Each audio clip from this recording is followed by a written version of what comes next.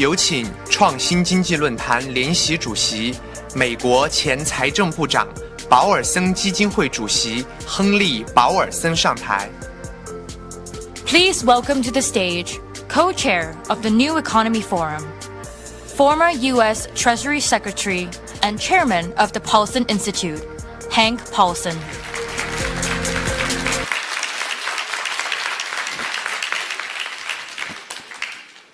Ladies and gentlemen, good afternoon. 女士们、先生们，下午 First, 好。 a big thank you 首 to my 先 good 呢，我 friend 要 Mike 感谢我的好 Bloomberg 朋 for 友 establishing this 迈克 forum 尔 and 布 to 隆 his 伯格 all-star 先 team of 生， organizers. 也感谢他的团队。 And then Chairman Jian Payan 另外呢， and my 曾 friends 主 here in 席 China, 以 thank 及 you. 在中国的朋友们，谢谢你们。 I'm very delighted to be here. 我非常高兴能够来到 Now, 这 if 里。 you're anything like me, you've probably spent the last 如果 year 大 watching the 家 state of the 和我一 global 样，在过去的一 economy 年一 with 直在关注 trepidation.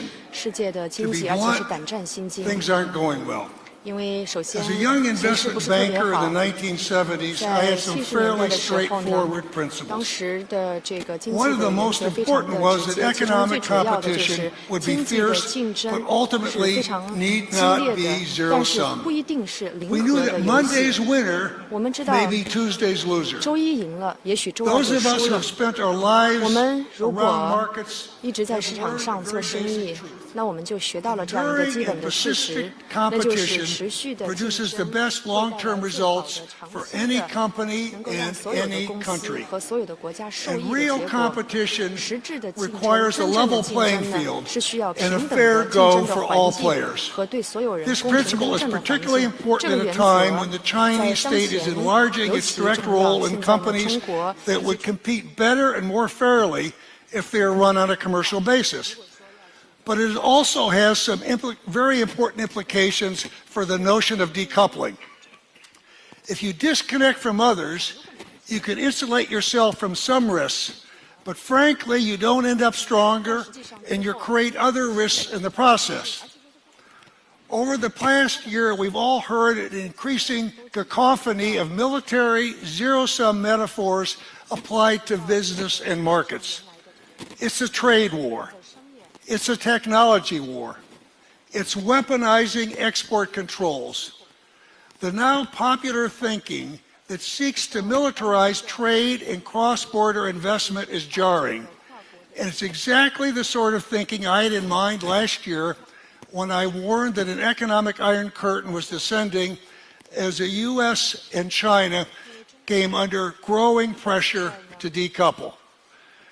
1 year later, I'm sad to say that the pressures in Beijing and Washington have only increased. Yet over the past year, the rest of the world, outside the United States and China, has made it abundantly clear that they continue to want commercial relationships with both of the world's two largest economies. So if either of our countries tries to force a comprehensive decoupling on third countries, these others simply will not follow. And we would risk isolating ourselves, the United States or China, from the rest of the world.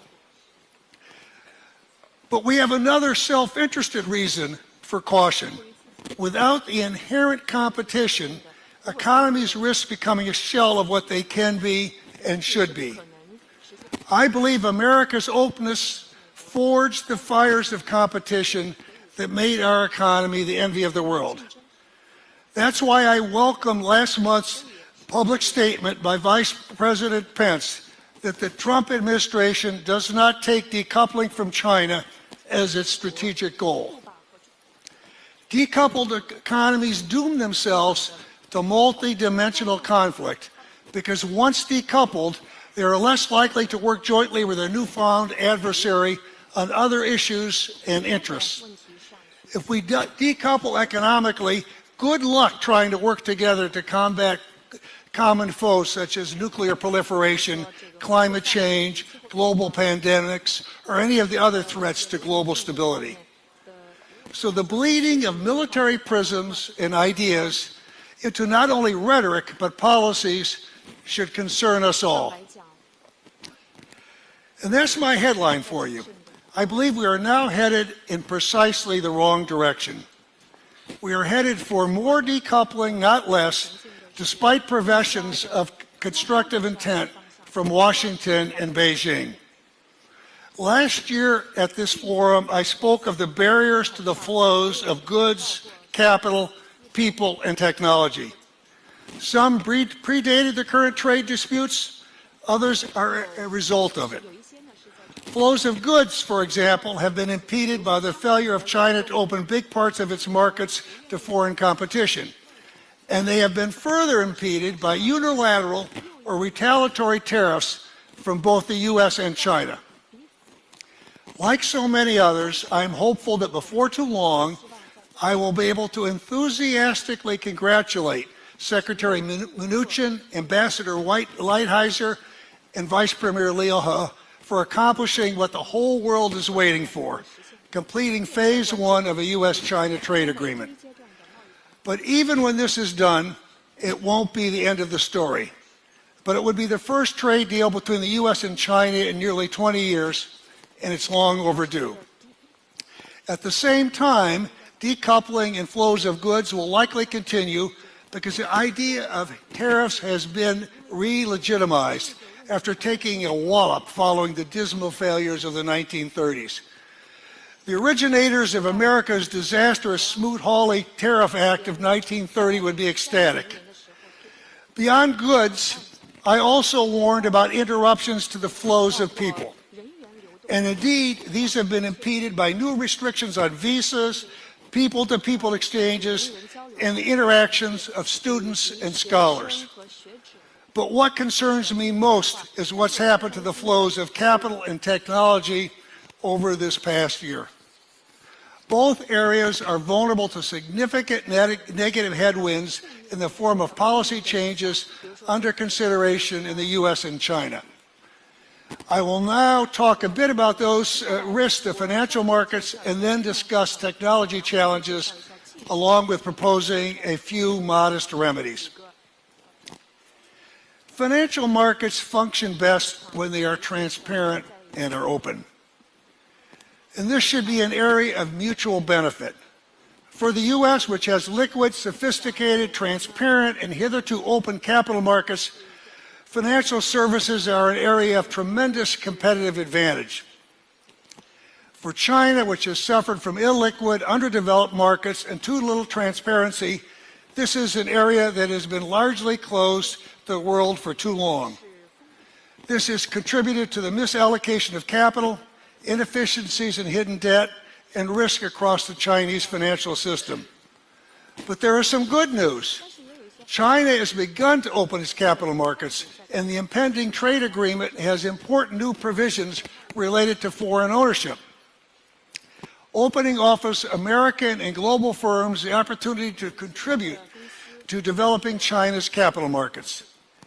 And that would be important in moving China toward a market-driven economy and a market-priced currency.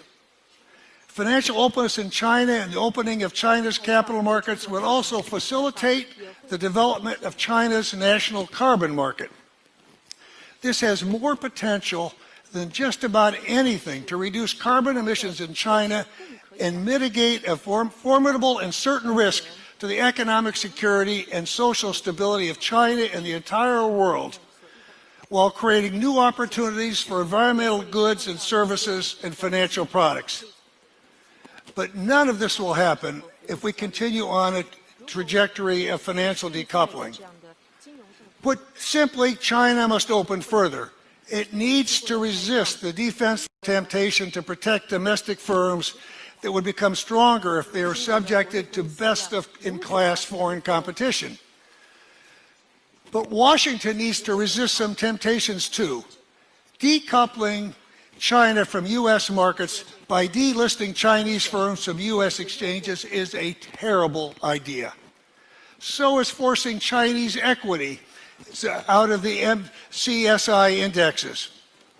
It is contrary to the foundations of successful capitalism for politicians and bureaucrats to instruct American players how to deploy private capital for private ends. Decoupling China from U.S. markets in this way would, of course, harm China, and perhaps that is the intent of those who advocate this idea. But it would hurt America too. It would eventually threaten U.S. leadership in finance, as well as New York's role as the world's leading financial center, while helping other financial centers like Tokyo, London, Singapore, and over time, Shanghai. As the Treasury Secretary who presided over America's response to the 2008 financial crisis, which could have been as bad as or worse than the Great Depression, I can tell you with certainty that crisis might have devastated the world economy. But our response was more effective because we were able to coordinate monetary and fiscal policies with other key economies, including China's. But when the next crisis comes, and a crisis will come because financial crises are inevitable, we will regret it big time if the world's two largest economies don't have the mechanisms to coordinate.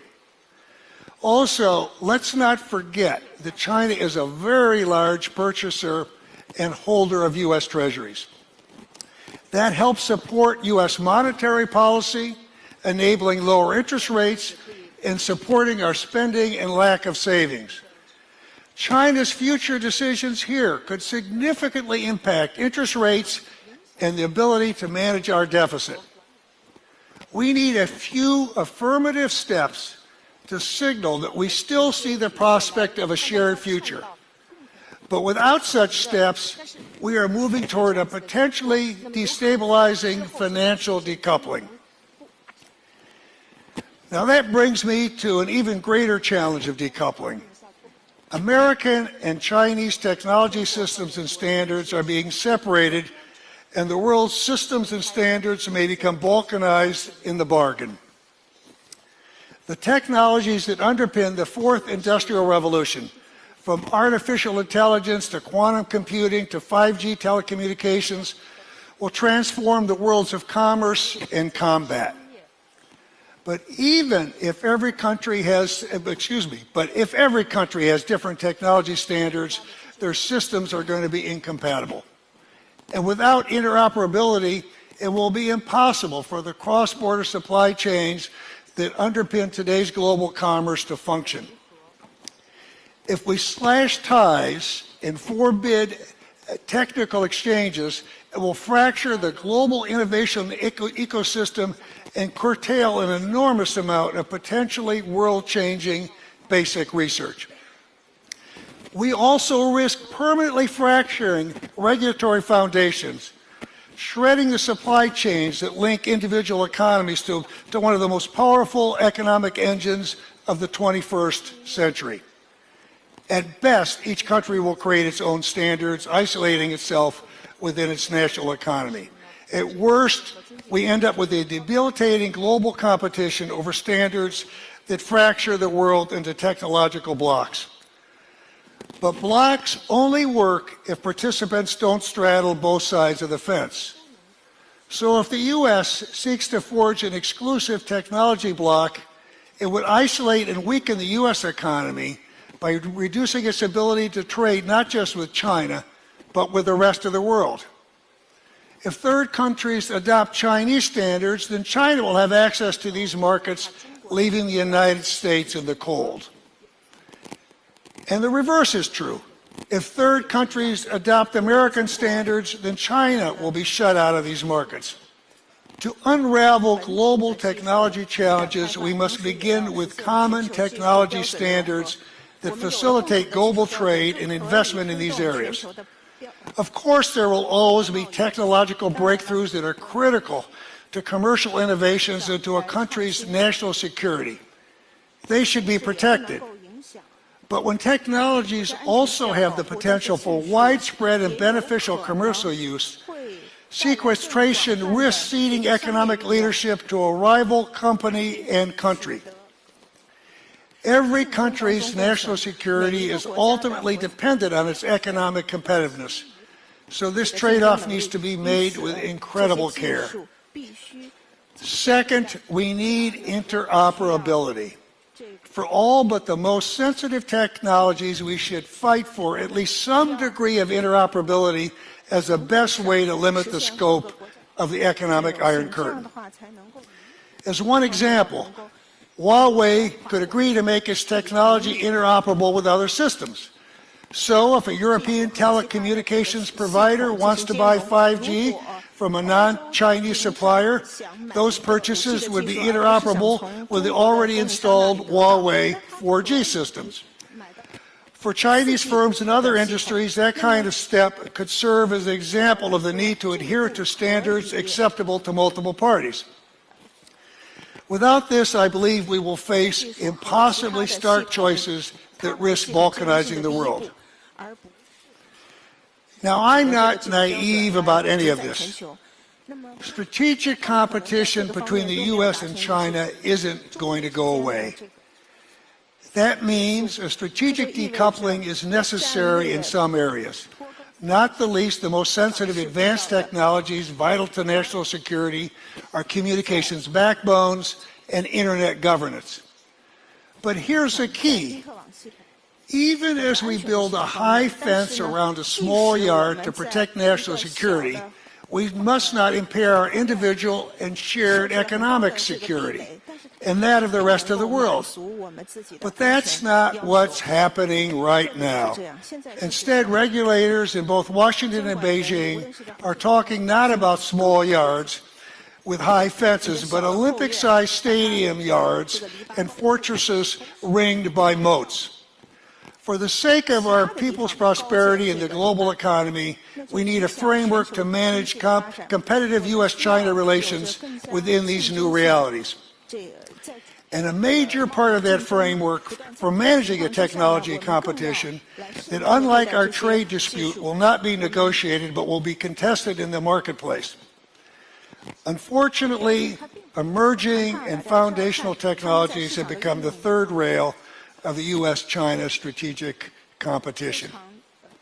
That's why you hear people talking about a technology Cold War. We need to deal with this third rail by establishing guardrails to keep the competition around sensitive and complex technologies from spinning out of control. But before the two sides can move from third rails to guardrails, they need to remove some of their festering differences step by step. Both countries should work to modernize the WTO to strengthen the rules governing IP protection, digital trade, technology transfer, data storage, cross-border data transfer, and privacy. With these simple steps as a basis, we can move to more complex steps that create guardrails around difficult technology issues. Consider a code of conduct to govern scientific research with foreign scholars, a convention that sets limits on cyber warfare, a roadmap for dealing with cyber terrorism, a global technology protection board to help identify and punish cyber thieves, and global commercial technology standards. It's time for a group of nations to develop rules of the digital highway for software and hardware in fields like machine learning and 5G. Because this isn't a job for just two countries. Others must join in owning these problems. This is truly a global issue. Ladies and gentlemen, I'm disheartened by how many of my fears from last year have come true. But there's time yet to rise to the moment. There will be some natural decoupling, but the delusions of a wholesale, comprehensive decoupling and economic iron curtain will leave our countries and the entire world worse off. We need to avoid that outcome. We need to avoid it now. Thank you very much.